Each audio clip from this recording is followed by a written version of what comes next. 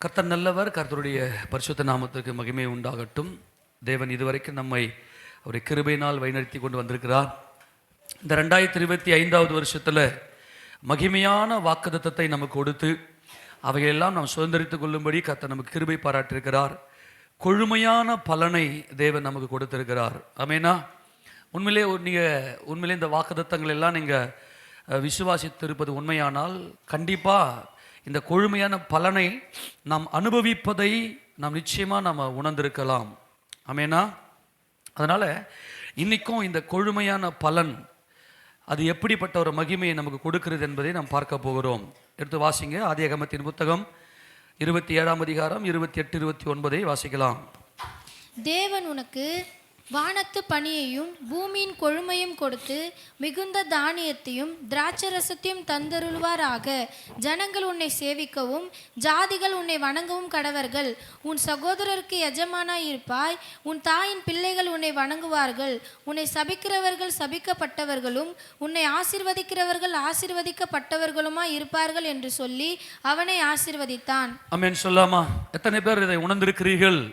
நாங்கள் இந்த வருஷத்தில் இந்த கொழுமையான பலனை நாங்கள் கண்டிருக்கிறோம், அதை அனுபவித்து கொண்டிருக்கிறோம் என்று. ஆமேனா? கர்த்தர் நல்லவர். அவர் வாக்குத்தத்தங்களின் தேவன். அவர் வாக்குத்தத்தத்தை சொன்னபடியே நிறைவேற்ற அவர் வல்லமை உடையவர். இந்த கொழுமையான பலன், பூமியினுடைய கொழுமை என்பது பிதாவாகிய தேவன் கண்ட அந்த பூரண கொழுமைதான் நமது ஆண்டவராகிய இயேசு கிறிஸ்து. எல்லாம் கவனிக்கிறீங்களா? அந்த கொழுமையான பலன் என்பது கர்த்தராகிய இயேசு கிறிஸ்து இந்த பூமியில் அவர் மனிதனாக அவதாரம் எடுத்து அடிமையின் ரூபம் எடுத்து மனுஷர் சாயலாகி அவர் ஜெயங்கொண்டு தேவ சாயலாய் மறுரூபமானார். ஆமென். அவர் மனிதன் அடிமையின் ரூபம் எடுத்து மனுஷர் சாயலாகி வந்து அவர் தேவனுடைய சாயலாக ஆவியின் சரீரத்தை அவர் பெற்றுக்கொண்டு ஜெயம் எடுத்தார். அந்த மகிமையின் கர்த்தராகிய இயேசு கிறிஸ்துவை தேவன் நமக்கு கொழுமையான பலனாக கொடுத்திருக்கிறார். ஆமேனா? அதில் இந்த கொழுமையான பலனில் முதற் பலனானவர் கிறிஸ்து. பிதாவாகிய தேவன் ஜெயம் எடுக்கிறார். பிதாவாகிய தேவனுக்கே என்றென்றைக்கும் கர்த்தராகிய இயேசு கிறிஸ்துவின் நாமத்தில் மகிமை உண்டாவதாக. இப்போ நம்ம ஆவிக்குரிய ரீதியில் இந்த கொழுமையான பலனை நாம் அனுபவித்தால்தான் எழுத்தின்படியே இந்த கொழுமையான பலனை நம்முடைய வாழ்க்கையில் அனுபவிக்க முடியும்.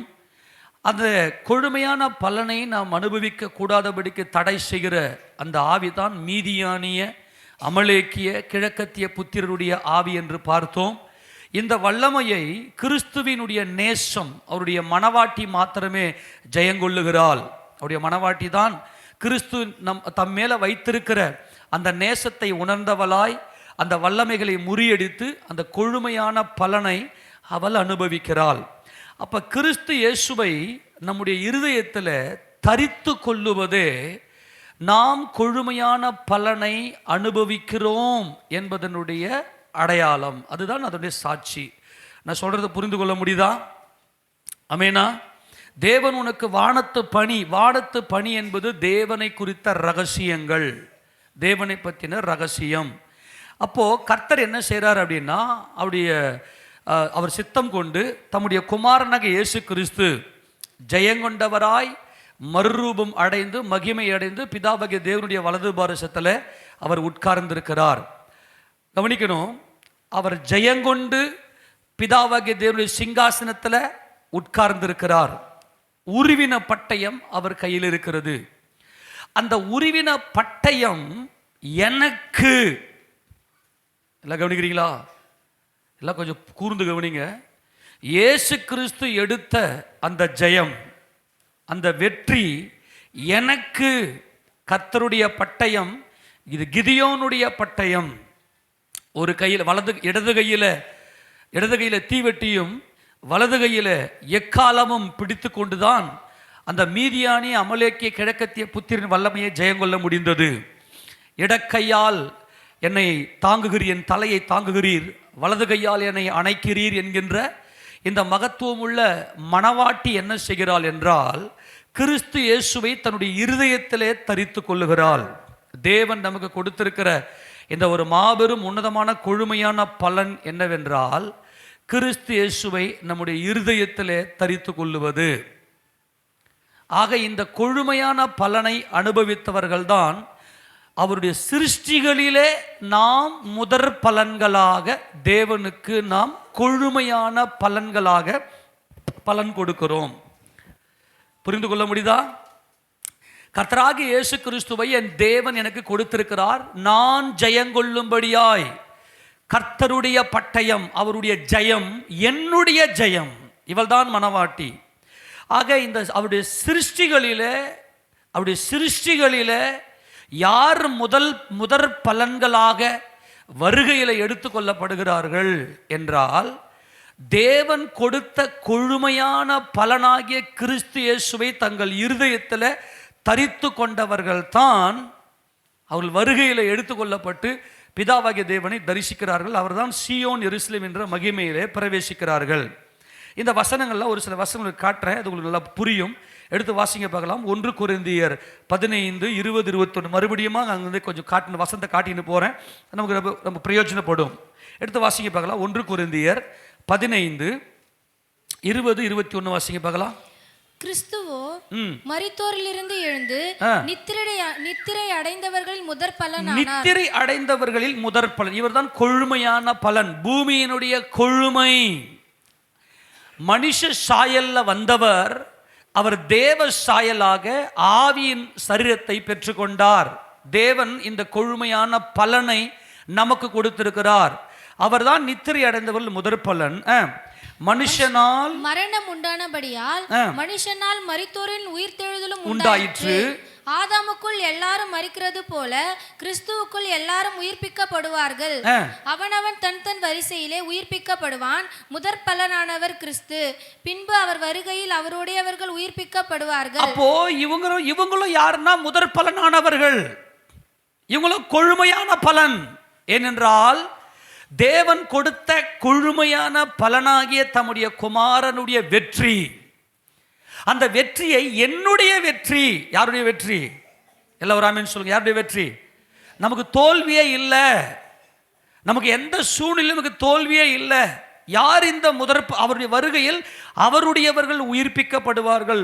முதற் பலனானவர் கிறிஸ்து, பின்பு அவருடைய வருகையில் அவருடையவர்கள் உயிர்ப்பிக்கப்படுகிறார்கள் என்பது அவர்களும் முதற் பலன் ஆனவர்கள். இதைத்தான் யாக்கோபு 1வது அதிகாரம், யாக்கோபு 1வது அதிகாரத்தில் 18வது வசனத்தை வாசிக்கலாம். யாக்கோபு 1:18. அவர் சித்தம் கொண்டு தம்முடைய சிருஷ்டிகளில் நாம் முதற் பலனானவர். முதற் பலனானவர் யாரு? கிறிஸ்து. பின்பு அவருடைய வருகையில் அவருடையவர்கள் உயிர்ப்பிக்கப்படுவார்கள். அப்போ தேவன் கண்ட அந்த கொழுமையான பலன், தேவன் அந்த கொழுமையான பலனை நமக்கு கொடுத்திருக்கிறார். கிறிஸ்து இயேசுவினுடைய உயிர்த்தெழுதல், அவருடைய வெற்றி, அவருடைய ஜெயம். அப்போ முதற் பலனானவர் கிறிஸ்து, பின்பு அவருடைய வருகையில் அவருடையவர்கள் உயிர்ப்பிக்கப்படுவார்கள் என்றால், அவருடைய சிருஷ்டிகளிலே முதற் பலனானவர்கள் அவருடைய மணவாட்டி. ஆமேனா? அவர் சித்தம் கொண்டு தம்முடைய சிருஷ்டிகளிலே நாம் முதற் பலன்கள் ஆவதற்கு நம்மை சத்திய வசனத்தினாலே ஜெனிப்பித்தார். எதில் ஜெனிப்பித்திருக்கிறார்? நாம் மறுபடியும் பிறந்திருக்கிறோம். சத்திய வசனத்தினாலே நம்மை அவர் மறுபடியும் என்ன பண்ணியிருக்கிறாரு? ஜெனிப்பித்திரு. எல்லாருக்கும் இங்க மகிமையான செய்தி நமக்கு உண்டு. எல்லாம் கொஞ்சம் கூர்ந்து கவனிங்க. கர்த்தர் நம்மை விசேஷ விதமாய் நம்மை அழைத்திருக்கிறார். அப்போ அப்படி சிருஷ்டிகளிலே நாம தான் முதற் பலனாக கொழுமையான பலனாக பிதாவாகிய தேவன் அவரை மறுரூபப்படுத்தி உயிர்ப்பித்து தம்முடைய சிங்காசனத்தில் வலது பாசத்தில் உட்கார வைத்திருக்கிறார்.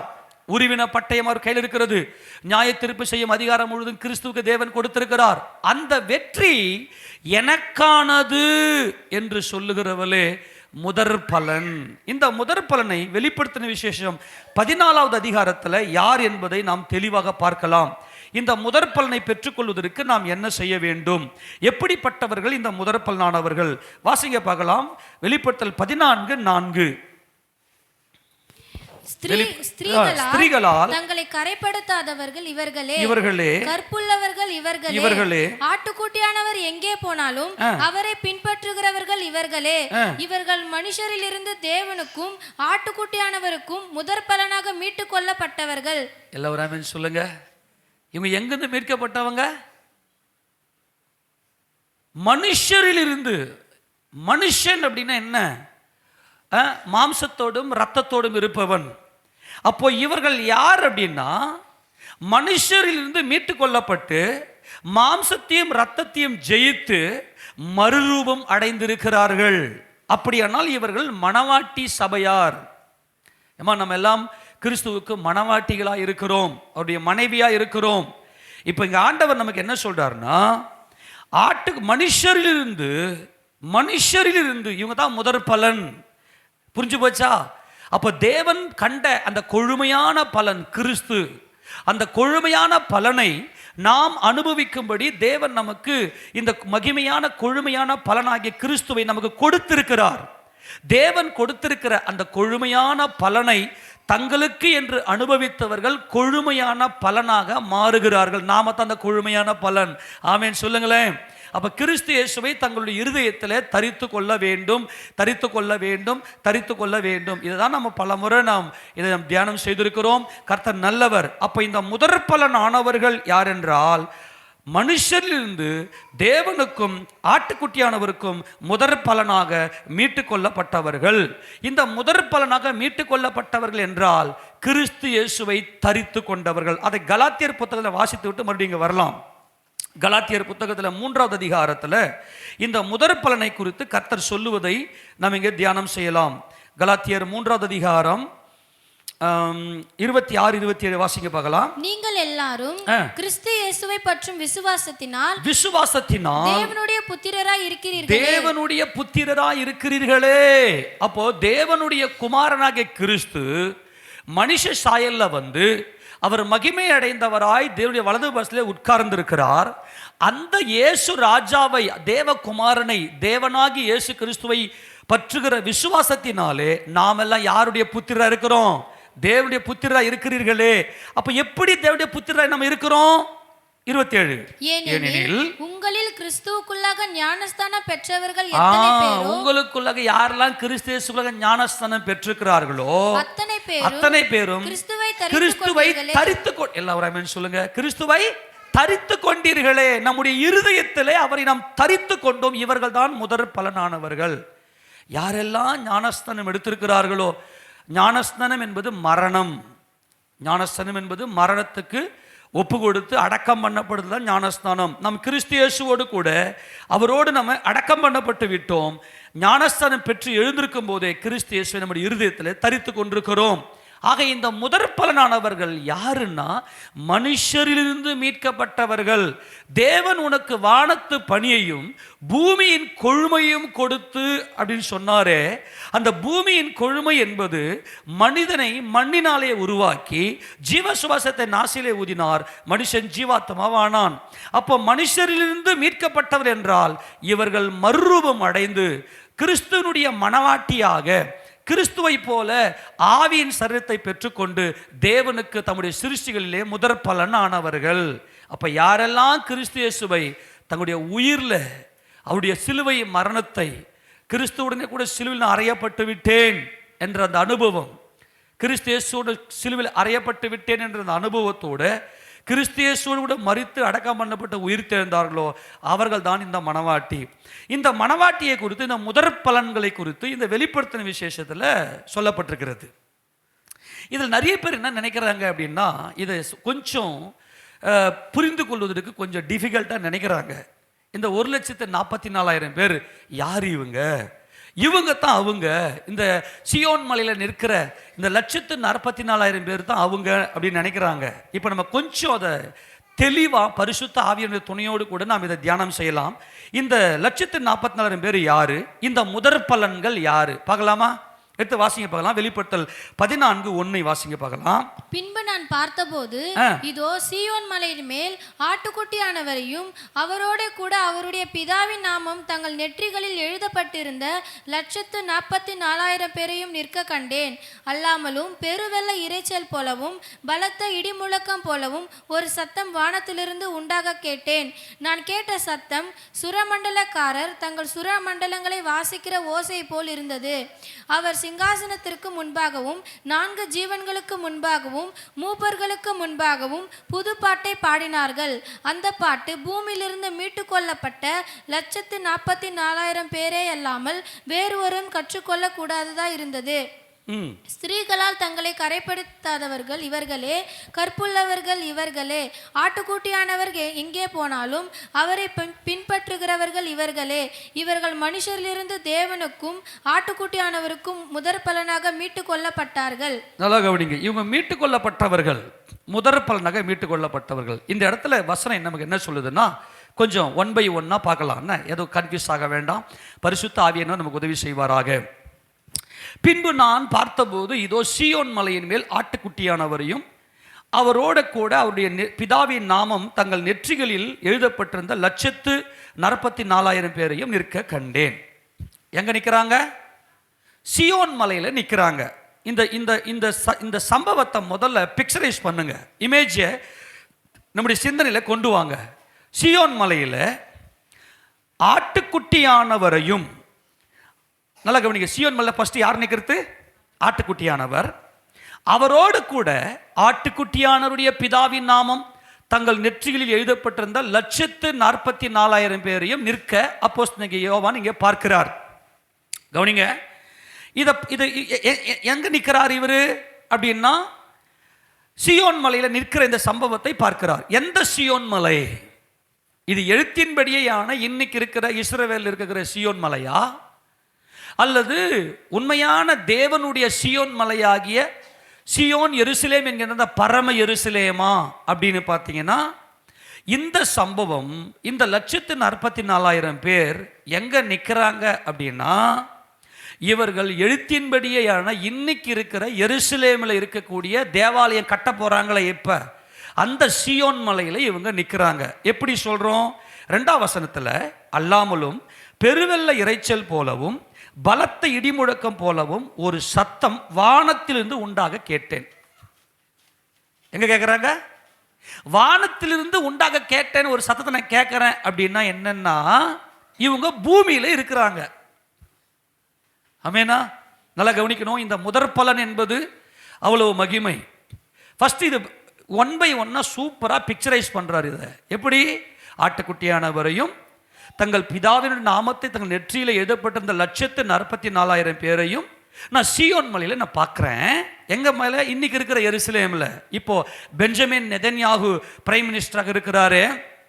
அந்த சீயோன், அந்த இஸ்ரேல் தேசத்தில் இருக்கக்கூடிய எருசலேம் தலைநகராக கொண்டு சீயோன் மலை இப்போ தேவாலயம் கட்ட போறாங்க. இப்போ அங்கே இப்போ டோம் ஆஃப் ராக் இருக்கு. அதெல்லாம் கர்த்தர் நம்ம பல முறை நம்ம தியானம் செய்திருக்கிறோம். அந்த இடத்துல அவர்கள் எல்லாரும் நிற்கிறாங்க. அதை பார்க்கிறாரு. அப்படி பார்த்து கொண்டிருக்கும் போது வானத்திலிருந்து ஒரு சத்தம் வருகிறது, பெருவெள்ள இரைச்சல். இந்த பெருவெள்ள இரைச்சல் என்பது நீதியை செய்வது, இடிமுழக்கம் என்பது நியாய தீர்ப்பை செய்வது. இவங்க நீதியையும் நியாய தீர்ப்பையும் செய்கிறார்கள். ஒரு சத்தம் வானத்திலிருந்து உண்டாகுதான். நான் கேட்ட சத்தம் எப்படி இருந்துச்சா, சுரமண்டலக்காரர் தங்கள் சுரமண்டலங்களை வாசிக்கிற ஓசையை போல இருந்துச்சு. சுரமண்டலம்னா எதை பார்க்கிறோம் நம்ம? மறைபொருள். சொல்லுங்க பார்க்கலாம், சுரமண்டலம் எது? தேவனுடைய மறைபொருள் சுரமண்டலத்தின் மேல் ஏறி வருகிறது என்று நாம் பார்த்தோம். 49ஆம் சங்கீதம் 4வது வசனம் வாசிங்க பார்க்கலாம். 49ஆம் சங்கீதம் 4வது வசனம். பட்டு எடுத்து வச்சுக்கணும், அப்பதான் நமக்கு டைமிங் கொண்டு போக முடியும். வாசிங்க பார்க்கலாம். என் செவியை ஊமை மொழியில் சாய்த்து என் மறைபொருளை சுரமண்டலத்தின் மேல் வெளிப்படுத்துவேன். இந்த ஊமை மறைபொருள் என்பது சுரமண்டலம். கவனிங்க, வானத்து பனியினாலே நனைக்கப்பட்டவர்கள். எல்லாரும் சொல்லுங்க பார்க்கலாம். எதில் நனைக்கப்பட்டவர்கள்? வானத்து பனி. அதுதான் என்னது? இந்த சுரமண்டலம். இப்ப புரிஞ்சு போச்சா? புரிஞ்சுதா இல்லையா? இப்போ வானத்து பனி என்பது சுரமண்டலம். ஆமீன் சொல்லுங்க. சுரமண்டலத்தில் மறைபொருள் இருக்கிறது. வானத்து பனி என்பது மறைபொருள் என்று நாம் பார்த்தோம். தேவன் நம்மை வானத்து பனியினாலே, பூமியின் கொழுமையினாலே, அந்த பூமியினுடைய வானத்து பனி வந்துச்சு இவர்கள் மேலே, வானத்து பனி பூரணமாய் கொடுத்து அந்த கொழுமையான பலனை இவர்கள் அடைந்தபடியினாலே அவர்கள் அங்கே சுரமண்டல அந்த ஓசை, சுரமண்டலம் என்பது ஆத்தும மீட்பு. எவ்வளவு நமக்குள்ள தேவனுடைய மறைபொருள்கள், தேவ ரகசியங்கள் எல்லாம் நமக்குள்ளே வருகிறதோ அந்த அளவுக்கு இந்த மாம்சத்திலிருந்து நம்முடைய ஆத்துமா விடுதலை பெறும். ஏன்னா தேவன் எப்படி இருக்கிறாரு? ஆவியா இருக்கிறார். அவர் ஒளியா இருக்கிறார். அவருடைய பிள்ளைகள் மாம்சத்துக்குரியவர்கள் அல்ல, மாம்சத்தை ஜெயித்தவர்கள்.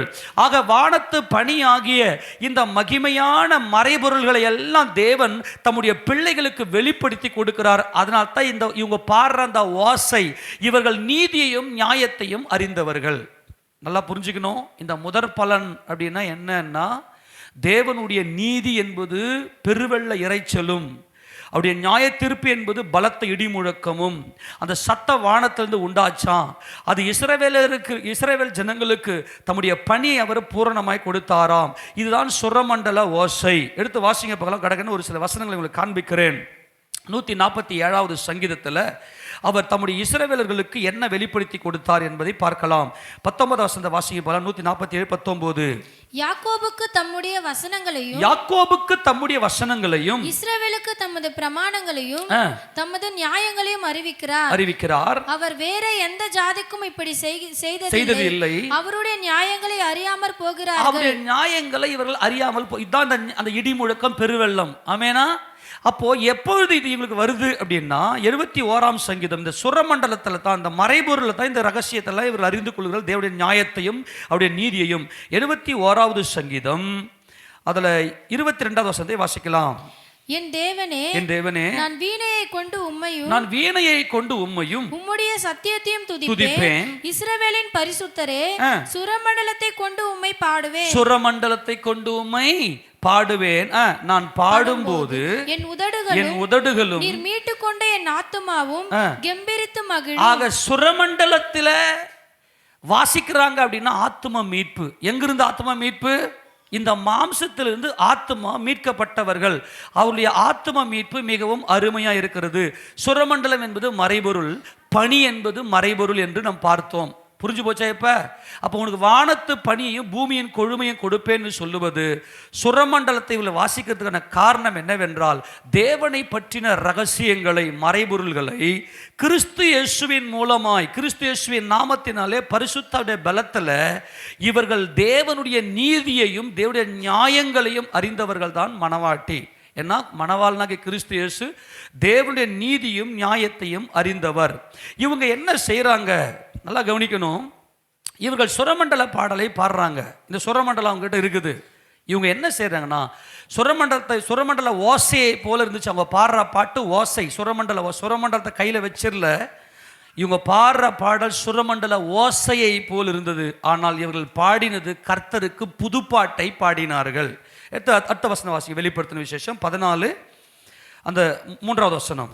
அவர்கள் சிங்காசனத்திற்கு முன்பாகவும் 4 ஜீவன்களுக்கு முன்பாகவும் மூப்பர்களுக்கு முன்பாகவும் புதுப்பாட்டை பாடினார்கள். முதல்ல அந்த புதுப்பாட்டுனா என்னன்னு பார்க்கலாம். புதுப்பாட்டு அப்படின்னா என்ன? இவர்கள் யார் என்றால், இவர்கள் 2ஆம் வசனத்திலிருந்து வருகிற அந்த பெருவெள்ள இறைச்சல், அந்த சத்தம் சுரமண்டலத்தில் போல இருக்குது. இதெல்லாம் இவங்களை பற்றின ரெஃபரன்ஸு. 144,000 பேர் யார் என்பது முதல் வசனத்திலேயே முடிச்சிட்டாரு.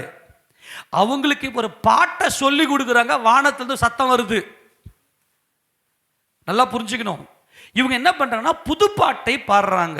என்ன பாட்டு பாடுறாங்க? புதுப்பாட்டை பாடுறாங்க. புதுப்பாட்டு அப்படின்னா என்ன? எடுத்து வாசிங்க பார்க்கலாம். சங்கீதம் 40வது சங்கீதம் 3வது வசனம். 40வது சங்கீதம் 3வது வசனம்.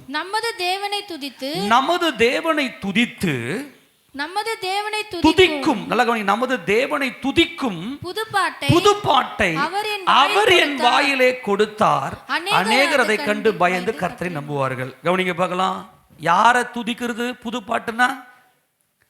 நமது தேவனை துதிக்கிற புதுப்பாட்டை அவர் என் வாயிலே. அவர் யாரு?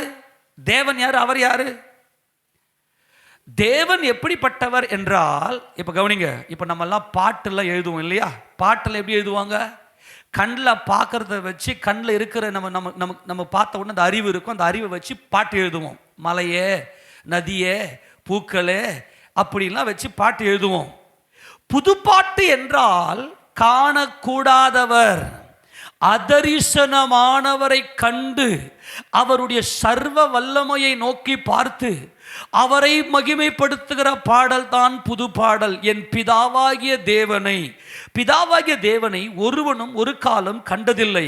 பிதாவின் மடியில் இருக்கிற ஒரே பேரான குமாரனே அவரை வெளிப்படுத்தினார்.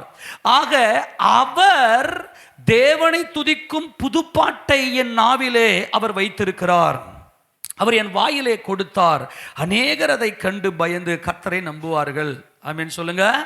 அப்ப கர்த்தருக்கு புதுப்பாட்டு பாடுவது என்பது கிறிஸ்து இயேசுவை, அவரை மணவாட்டி தன் இருதயத்திலே தரித்து கொண்டு தேவனுடைய சர்வ வல்லமையை பார்த்து அவரை பாடுகிற இந்த பாட்டு தான் புதுப்பாட்டு. இயேசு கிறிஸ்துவின் நாமத்தில் இயேசு கிறிஸ்துவுக்கு ஜெயத்தை கொடுத்த, இயேசு கிறிஸ்துவை மகிமைப்படுத்தின சர்வ வல்லவராகிய பிதாவாகிய தேவனுடைய சர்வ வல்லமையை கண்டவளே மணவாட்டி. அவள்தான் கொழுமையான பலன். ஆமென். யார் இந்த சர்வத்தையும் சிருஷ்டித்தது? தேவனே சர்வத்தையும் சிருஷ்டித்தார். அவருக்கு இயேசு கிறிஸ்துவின் நாமத்தில் பிதாவாகிய தேவனை துதிக்கிற அந்த துதி, தேவ சித்தம் செய்கிற அந்த சித்தம் தான் புதுப்பாட்டு. ஆமெனா. இவங்க என்ன செய்றாங்கன்னா, வானத்திலிருந்து வந்த அந்த சத்தம் புதுப்பாட்டை பாடினார்கள்.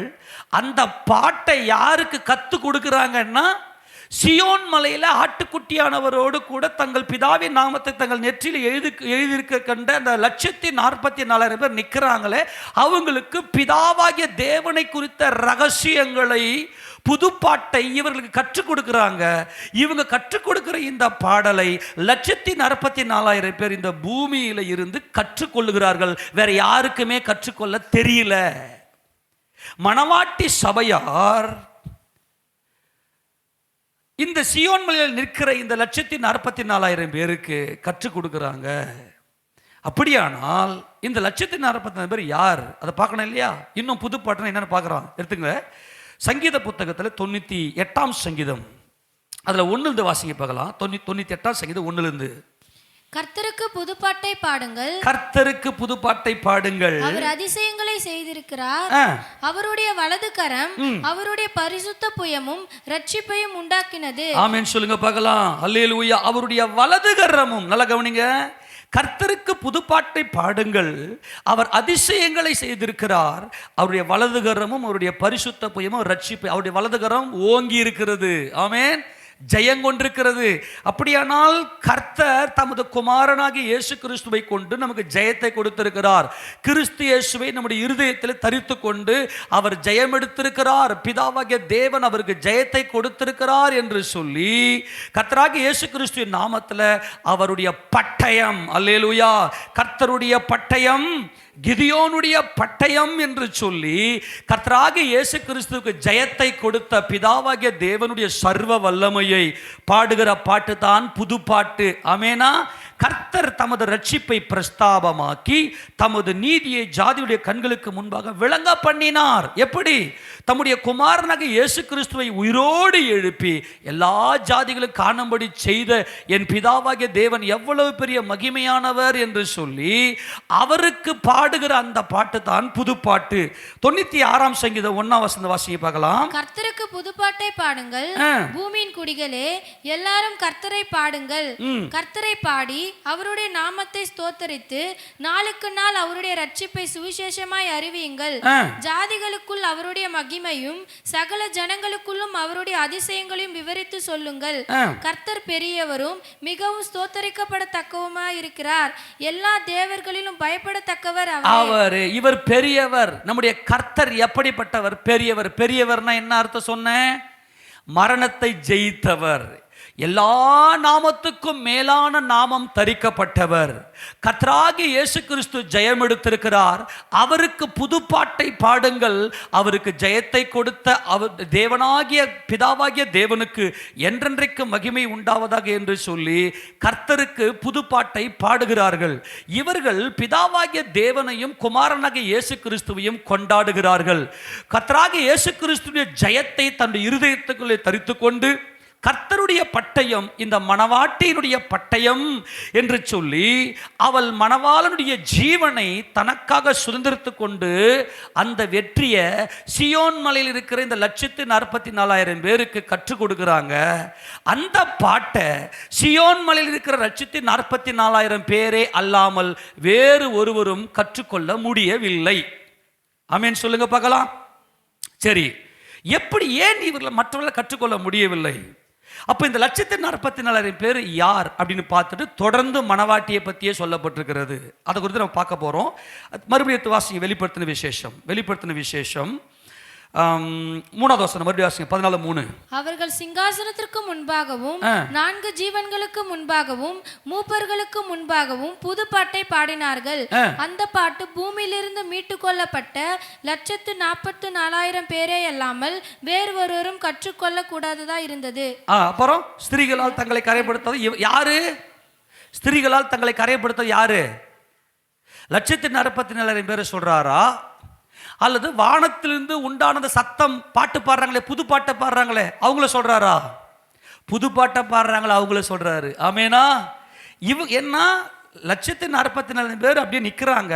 மீதி வேலை செய்யறதெல்லாம் இவங்க தான், வானத்திலிருந்து பிறந்த சத்தம் தான். இவங்க மெயின் என்ன கான்செப்ட்னா சுரமண்டலம் என்பது மறைபொருள், பனி என்பது மறைபொருள். அதை தான் இப்போ நம்ம பார்த்து கொண்டிருக்கிறோம். ஆமேன் சொல்லாமா? சரி, இப்போ கவனிங்க பார்க்கலாம். இந்த 144,000 பேர் இவங்க யார் அப்படின்னு முதல்ல நம்ம பார்த்து தெரிஞ்சுக்கலாம், நம்ம கன்ஃபார்ம் பண்ணிக்கலாம். எப்பவுமே வேதத்தில் தியானம் பண்ணும்போது கர்த்தருடைய புஸ்தகத்தில் தேடி வாசியுங்கள். அது ஒன்றோடு ஒன்று ஜோடி இல்லாமல் இருக்காது. ஆமேனா? அப்போ இங்கே 144,000 பேர் இங்கே இருக்குதுன்னா இதுக்கான ரெஃபரன்ஸ் வேதத்தில் வேற எங்கேயோ இருக்கணும். அப்போ அந்த வேற எங்கேயோ இருக்கிற அந்த ரெஃபரன்ஸ் எது அப்படின்னாக்கா வெளிப்படுத்தின விசேஷம் 7ஆம் அதிகாரத்தில் தான் இந்த 144,000 பேரை காண்பிக்கிறார்கள். வாசிங்க பார்க்கலாம் 1 to 7 வசனங்கள் வரைக்கும். இவைகளுக்கு பின்பு பூமியின் 4 திசைகளிலும் 4 தூதர்கள் நின்று பூமியின் மேலாவது சமுத்திரத்தின் மேலாவது ஒரு மரத்தின் மேலாவது காற்று அடியாதபடிக்கு பூமியின் 4 காற்றுகளையும் பிடித்திருக்க கண்டேன். ஜீவனுள்ள தேவனுடைய முத்திரை கோளுடைய வேறொரு தூதன் சூரியன் உதிக்கும் திசையிலிருந்து ஏறி வர கண்டேன். அவன் பூமியையும் சமுத்திரத்தையும் சேதப்படுத்துகிறதற்கு அதிகாரம் பெற்று அந்த 4 தூதரையும் நோக்கி, நாம் நமது தேவனுடைய ஊழியக்காரின் நெற்றிகளில் முத்திரை போட்டு தீருமளவும் பூமியையும் சமுத்திரத்தையும் மரங்களையும் சேதப்படுத்தாதீர்கள் என்று மகா சத்தமிட்டு கூப்பிட்டான். முத்திரை போடப்பட்டவர்களின் தொகையை சொல்ல கேட்டேன். இஸ்ரவேல் புத்திரருடைய சகல கோத்திரங்களிலும் முத்திரை போடப்பட்டவர்கள் 144,000 பேர். சொல்லாமா? ஆக இஸ்ரவேல் கோத்திரத்தில் இருக்கிற 12 கோத்திரம், அது எந்தெந்த கோத்திரம் சொல்லி தொடர்ந்து அடுத்த வசனம் யூதா கோத்திரம், ரூபன் கோத்திரம், காத் கோத்திரம், ஆசேர் கோத்திரம், நப்தலி கோத்திரம், மனாசே கோத்திரம், சிமியன் கோத்திரம், லேவி கோத்திரம், இசக்கார் கோத்திரம், செபுலோன் கோத்திரம், யோசேப்பு கோத்திரம், பெஞ்சமின் கோத்திரம் அப்படின்னு சொல்லி 12 கோத்திரத்துக்கும் 12,000 பேராக 144,000 பேராக இஸ்ரவேல் கோத்திரத்திலிருந்து தங்கள் நெற்றியிலே முத்திரை போடப்பட்டவர்களாக நிற்கிறாங்க. எப்பொழுது சபை எடுத்துக்கொள்ளப்படுகிறது 4வது அதிகாரத்திலேயே. ஆமீன் சொல்லுங்க. 4ஆம் அதிகாரம் 1வது வசனம் சபை மேலே போயிட்டு சபை பூமியில கிடையாது.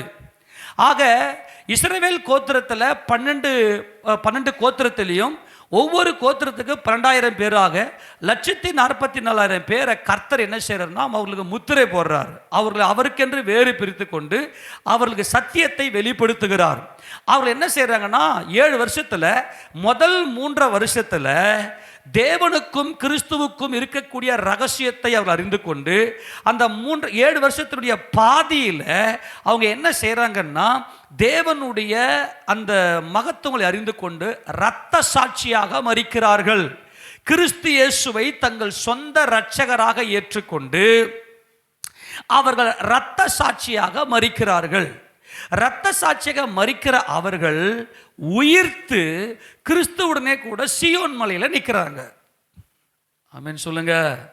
ஏன்னா எப்பொழுது அவர்கள் உயிரடைய முடியும்னா, இயேசு கிறிஸ்துவே எங்கள் மேசியா, இயேசு கிறிஸ்துவே எங்களுடைய கொழுமையான பலன், தேவன் கொடுத்த குமாரன் மேசியா எங்கள் இயேசு கிறிஸ்து என்று சொல்லி அவர்கள் தங்கள் ஒரே பேரானவனுக்காக புலம்புவது போல புலம்பி தாங்கள் குத்தின இயேசு கிறிஸ்துக்காக மனஸ்தாபப்பட்டு எங்கள் தேவன் அனுப்பின கொழுமையான பலனாகிய எங்கள் இயேசு கிறிஸ்துவே நாங்களே உம்மை கொலை செய்தோமேன்னு சொல்லி தங்கள் ஒரே பேரான ஒரு குமாரனை பறிகொடுத்த ஒரு தாய் தகப்பன் எப்படி பரிதபிப்பார்களோ அப்படி போல பரிதபித்து அவர்கள் கிறிஸ்துவை அறிக்கை செய்கிறார்கள். அந்த நேரத்தில் அந்தி கிறிஸ்து வந்து அவர்களை சாகடிக்கிறான். இந்த 144,000 பேரையும் அந்தி கிறிஸ்து எருசலேமுக்கு வந்து அந்த 7 வருஷ உபத்திரவ காலத்தினுடைய முதல் 3 வருஷம் முடிஞ்ச பிற்பாடு இந்த அந்தி கிறிஸ்து வந்து இந்த 144,000 பேரை சாகடிக்க இரத்த சாட்சியாக மரிக்கிற இவர்கள் கிறிஸ்து என்ன செய்றாருன்னா உயிரோடு எழுப்பி சியோன் மலையில இன்னைக்கு இருக்கிற இந்த எருசலேமில் அந்த சியோன் மலையில நிற்கிறாங்க. அவர்களுக்குத்தான் கிறிஸ்துவனுடைய மணவாட்டி சபை புதுப்பாட்டை பாடி சொல்லி கொடுக்குறாங்க. இப்ப புரிஞ்சு போச்சா? ஆமென் சொல்லாமா? இவர்கள் எங்கே புதுப்பாட்டை பாடினார்கள்? அந்த சம்பவங்கள்லாம் கொஞ்சம் லைனா 1 by 1 வாசிக்கலாம். முதல்ல சகரியா புத்தகம் திருப்பி கொள்ளுங்க பார்க்கலாம். இந்த சகரியா புத்தகத்தில் தான் இந்த தீர்க்கதரிசன நிறைவேறுதலை கர்த்தர் சொல்லியிருப்பதை நாம் பார்க்கிறோம். திருப்பி கொள்ளுங்க. சகரியா 12வது அதிகாரம் 10வது வசனத்தை வாசிக்கலாம். நான் தாவீதின் குடும்பத்தாரின் மேலும் எருசலேம் குடிகளின் மேலும் கிருபையின் ஆவியையும் விண்ணப்பங்களின் ஆவியையும் ஊற்றுவேன். அப்பொழுது அவர்கள் தாங்கள் குத்தின எண்ணெய் நோக்கி பார்த்து ஒருவன் தன் ஒரே பேரானவனுக்காக புலம்புகிறது போல எனக்காக புலம்பி ஒருவன் தன் தலைச்சன் பிள்ளைக்காக துக்கிக்கிறது போல எனக்காக மனங்கசந்து துக்கிப்பார்கள். அல்லேலூயா சொல்லுவோமா? அவர்கள் தான் இந்த 144,000 பேர். அவர்கள் நெற்றியில தான் முத்திரை போடப்படுகிறது. என்ன முத்திரை போடப்படுகிறது? தங்கள் பிதாவினுடைய நாமம். அப்படியானால் குமாரனாகிய இயேசு கிறிஸ்து தேவனுடைய குமாரன் என்பதை இவர்கள் விசுவாசிக்கிறார்கள். ஆமெனா? ஆமென் சொல்லுங்க. நியாயப்பிரமாணத்தின் நோக்கமே என்னன்னா கிறிஸ்து மாம்சத்தில் வெளிப்பட வேண்டும். அப்போ இவர்கள் என்ன செய்துட்டாங்கன்னா தங்கள் சுயநீதியினாலே தேவ நீதியை அவர்கள் அறியாமல் போனார்கள். அப்போ இவங்க என்ன செய்றாங்கன்னா, தேவனே கிறிஸ்து இயேசு உம்முடைய குமாரன், இவர் எங்களுக்கு ஜெயத்தை கொடுத்திருக்கிறார். உருவின பட்டயம் அவர் கையில் இருக்கிறது, கர்த்தருடைய பட்டயம் கிதியோனுடைய பட்டயம்னு சொல்லி தங்களுடைய கிறிஸ்துவுக்காக எங்கள் இயேசுவை நாங்கள் சிலுவையில் ஆணியடித்து கொன்றோமே அப்படின்னு சொல்லி இவங்க மனஸ்தாபப்படுறாங்க.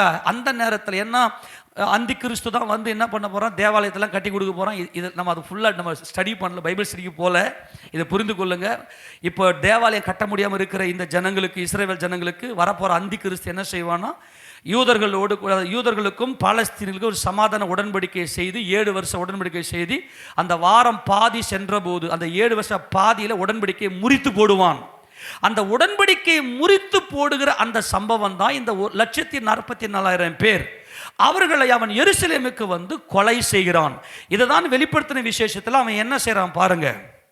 வெளிப்படுத்தின விசேஷம் 13வது அதிகாரத்தில் இந்த மிருகம் எப்படிப்பட்டதா வருது அப்படின்னு நம்ம பார்க்கலாம். பாருங்க 6வது வசனம் வாசிங்க பார்க்கலாம். அது தேவனை தூஷிக்கும்படி தன் வாயை திறந்து அவருடைய நாமத்தையும் அவருடைய வாசஸ்தலத்தையும் பரலோகத்தில் வாசமாய் இருக்கிறவர்களையும் தூஷித்து. நல்லா கவனிக்கணும், அவருடைய நாமத்தை. ஏன்னா இந்த 144,000 பேர் யார் அறிக்கை செய்றாங்க? இந்த யூதர்கள் தேவனை அறிக்கை செய்கிறார்கள் இயேசு கிறிஸ்துவின் நாமத்தில். ஆமெனா? இயேசு கிறிஸ்துவின் நாமத்தில் தேவனுடைய மகத்துவமுள்ள நாமத்தை துதிக்கிறார்கள். அவர்களை இவர்கள் அறிக்கை செய்யறதுனால இந்த மிருகமாகிய அந்தி கிறிஸ்து இந்த 144,000 பேர் அறிக்கை செய்கிற தேவனாகிய இயேசு கிறிஸ்துவையும் அவருடைய பிதாவாகிய தேவனையும் இந்த அந்தி கிறிஸ்து தூஷிக்கிறான். அது மட்டுமல்லாமல் 7ஆம் வசனம், மேலும் பரிசுத்தவான்களோட யுத்தம் பண்ணி அவர்களை ஜெயிக்கும்படிக்கு அதற்கு அதிகாரம் கொடுக்கப்பட்டதும் அல்லாமல் ஒவ்வொரு கோத்திரத்தின் மேலும் பாஷைக்காரர் மேலும் ஜாதிகள் மேலும் அதற்கு அதிகாரம் கொடுக்க. சரி, இந்த பரிசுத்தவான்கள் யாரு? கோத்திரத்தார், பாஷைக்காரர், ஜாதியார் யாரு? பரிசுத்தவான்கள் என்பது இஸ்ரவேல் ஜனங்கள். தானியேல் தீர்க்கதரிசியின் புத்தகம் 7ஆம் அதிகாரம் 22வது வசனத்தை வாசிக்கும் போது இந்த சம்பவத்தை தானியேல் எங்க சொல்றாரு? பரிசுத்தவான்களோட இது யுத்தம் பண்ணும், அந்த யுத்தம் பண்ணி அவர்களை மேற்கொள்ளக்கூடிய அதிகாரத்தை தேவன் கொடுக்கிறாரு. இந்த 144,000 பேர் இந்த அந்தி கிறிஸ்து சாகடிப்பான், இவர்கள் இரத்த சாட்சியாக மரிப்பார்கள். இவங்க மரிச்சதை பிற்பாடு முழு உலகம், அதுதான் ஒவ்வொரு கோத்திரத்தார், ஒவ்வொரு பாஷைக்காரர், ஒவ்வொரு ஜாதிகள் மேல அதிகாரம் கொடுக்கப்பட்டது. புரிஞ்சு போச்சா? இந்த 144,000 பேர் சியோன் மலையில் நிற்கிற ஆட்டுக்குட்டியானவர்கள், சியோன் மலையில் நிற்கிற அந்த வசன வாசிப்பர் தானியேல் 7:22. அந்த கொம்பு பரிசுத்தவான்களோட யுத்தம் பண்ணி, யாரோட யுத்தம் பண்ணி? அதுக்கு தான் தானியேல் ரெஃபரன்ஸை இங்கே கொண்டு வராரு. பரிசுத்த ஆவியானவருடைய பரிசுத்த நாம மகிமைப்படுவதாக. அந்த கொம்பு யாரு? அந்தி கிறிஸ்து. அந்த சின்ன கொம்பாகிய அந்த அந்தி கிறிஸ்து என்ன செய்யறாருன்னா 144,000 பேரை அங்க முதல் 3 வருஷம் முடிந்ததும் அந்த 7 வருஷ உடன்படிக்கையில அதுடைய பாதி சென்றதும் அவர்களை நான் தான் கடவுள், என்னை நீங்க வணங்கணும்னு சொல்லிட்டு தேவாலயத்தில் போய் உட்காருவான் அவன். ஆனால் இந்த யூதர்கள் 144,000 பேர் இவன் அந்தி கிறிஸ்து, இவன் அல்ல எங்கள் ரட்சகர், இயேசுவே எங்கள் ரட்சகர், கரங்களை உயர்த்தி ஆமென் சொல்லாமா? இன்னும் 3 வருஷத்துல இந்த யூதர்கள் முழு இஸ்ரவேல் 144,000 பேர் கிறிஸ்துவை ரட்சகராக ஏற்றுக்கொண்டு தேவனை மகிமைப்படுத்துவார்கள். அதனால் தான் தேவனின் நாமத்தை அவன் தூஷிக்கிறான். இவர்கள் நெற்றிகளிலே, இவருடைய சிந்தனையில், இவருடைய ரட்சிப்பில் தேவனே எங்கள் ரட்சிப்பு, இயேசுவே எங்கள் ரட்சகர், இயேசுவே எங்கள் ரட்சிப்பின் தேவன், இயேசுவை எங்கள் மணவாளன் என்று சொல்லி இவர்கள் அறிக்கை செய்வார்கள். அதனால் தான் இந்த பரிசுத்தவான்களாகிய இந்த இஸ்ரவேல் ஜனங்களை இந்த அந்தி கிறிஸ்து என்ன செய்றான்? சாகடிக்கிறான். இப்ப மறுபடியும் வாசி 13ஆம் அதிகாரம் வெளிப்படுத்தல் 7ஆம் வசனம் வாசிப்பாங்களா? இப்ப மேலும் பரிசுத்தவான்களோட யுத்தம் பண்ணி அவர்களை ஜெயிக்கும்படிக்கு அதற்கு அதிகாரம் கொடுக்கப்பட்டதும் அல்லாமல் ஒவ்வொரு கோத்திரத்தின், இப்ப கவனிங்க, இந்த பரிசுத்தவான்கள் என்பது இஸ்ரவேலர்கள், ஒவ்வொரு கோத்திரம், பாஷைக்காரர், ஜாதி என்பது புறஜாதி. ஆமென் சொல்லுங்க பார்க்கலாம். டிஃபரெண்ட் புரிஞ்சு போச்சா? அப்ப இவங்க என்ன செய்யறாங்கன்னா உயிர்த்து கிறிஸ்துவுடனே கூட ஆட்டுக்குட்டியானவராகி இயேசு கிறிஸ்துவோடு கூட அந்த சியோன் மலையில நிற்கிறாங்க. இப்போ இயேசு கிறிஸ்துவை நீங்கள் கொலை செய்தீர்கள், என்னை நீங்கள் கொலை செய்தீர்கள், என்னை ரட்சகராக நீங்கள் ஏற்றுக்கொள்ளவில்லை. ஆனால் என் மனவாட்டியோ எனக்கு புதுப்பாட்டை பாடினாள். அல்லேலூயா. என்ன பாட்டை பாடினால்? அவள் புதுப்பாட்டை பாடினவள். அந்த புதுப்பாட்டு என் பிதாவாகிய தேவனுக்கே என்றென்றைக்கு மகிமை, ராஜ்யமும் வல்லமையும் மகிமையும் என்றென்றைக்கும் உம்முடையவைகளே என்று அவர் சொல்லிக் கொடுத்த அந்த சத்தியத்தின்படி பரமண்டல ஜபத்தில் அவர் சொல்லிக் கொடுக்கும் போது, பரமண்டலங்களுக்கு பிதாவே உம்முடைய நாமம் பரிசுத்தப்படுவதாக, உம்முடைய ராஜ்யம் வருவதாக, உம்முடைய சித்தம் பரமண்டலம் செய்யப்படுவது போல பூமியிலும் செய்யப்படுவதாக, எங்களுக்கு வேண்டிய ஆகாரத்தை இன்று எங்களுக்கு தாரும், எங்கள் கடனாளிகளை மன்னிக்கிறது போல எங்கள் கடனை மன்னியும், எங்களை சோதனைக்கு உட்பட பண்ணாமல் தீமின்றி ரட்சித்துக் கொள்ளும், ராஜ்யமும் வல்லமையும் மகிமையும் என்றென்றைக்கும் உம்முடையவைகளே. இயேசு கிறிஸ்துவின் நாமத்தில் பிதாவாகிய தேவன், அதுதான் புதுப்பாட்டு. கண்ணல கண்டு உன்னை வர்ணித்து பாடுவது பழைய பாட்டு, அது மாம்ச பாடல். ஆனால் அதரிசனமாயிருக்கிற நித்தியமும் அழிவில்லாமையும் அதரிசனமுள்ள ராஜனுமாய் தாம் ஒருவரே ஞானமுள்ள தேவனாய் இருக்கிற தேவனை மகிமைப்படுத்துகிற பாட்டே புது பாட்டு. அவங்க என்ன பாட்டு பாடினாங்க? வெளிப்படுத்தின விசேஷம் 4ஆவது அதிகாரத்தில் முதல் வசனத்திலேயே சபை மேலே போய்விடுது. இங்கே மேலே ஏறிவா என்று சொல்லும் போது அவர்கள் மேலே போய்விடுகிறார்கள். அவர்கள் தான் என்ன பண்ண, சிங்காசனத்தில் வீற்றிருக்கிற பிதாவாகிய தேவனை தரிசிக்கிறார்கள். தரிசித்து 8ஆம் வசனத்தை வாசிக்கும் போது வெளிப்படுத்த 4:8 என்ன பாட்டை பாடுறாங்க பாருங்க பார்க்கலாம். அந்த 4 ஜீவன்களிலும் ஒவ்வொன்று அவ்வாறு சிறகுகள் உள்ளவைகளும் சுற்றிலும் உள்ளேயும் கண்களால் நிறைந்தவர்களுமாய் இருந்தன. அவைகள் இருந்தவரும் இருக்கிறவரும் வருகிறவரும் ஆகிய சர்வ வல்லமையுள்ள தேவனாகிய கர்த்தர் பரிசுத்தர் பரிசுத்தர் பரிசுத்தர் என்று இரவும் பகலும் ஓய்வில்லாமல் சொல்லிக் கொண்டிருந்தன. இந்த 4 ஜீவன்கள், 24 மூப்பர்கள் அங்கே நாம் பார்க்கிறோம்.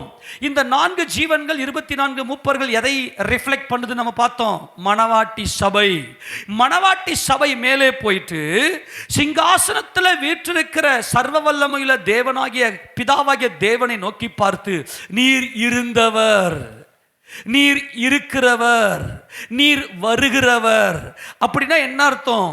எல்லா காலங்களுக்கும் அப்பாற்பட்டவர், நீர் நித்தியர், நீர் அதரிசனமானவர், நீர் அழிவில்லாதவர், நித்யானந்த ஏக சக்கராதிபதியும் ராஜாதி ராஜாவும் கர்த்தாதி கர்த்தாவும் ஒருவராய் சாவாமை உள்ளவரும் மனுஷரில் கண்டிராதவரும் காணக்கூடாதவரும் சேரக்கூடாத ஒளியில் வாசமாய் இருக்கிற அந்த மகிமையின் தேவனை கிறிஸ்து இயேசுவை தங்கள் இருதயத்தில் தரித்து கொண்ட மணவாட்டி மட்டுமே பாட முடியும் இந்த புதுப்பாட்டு.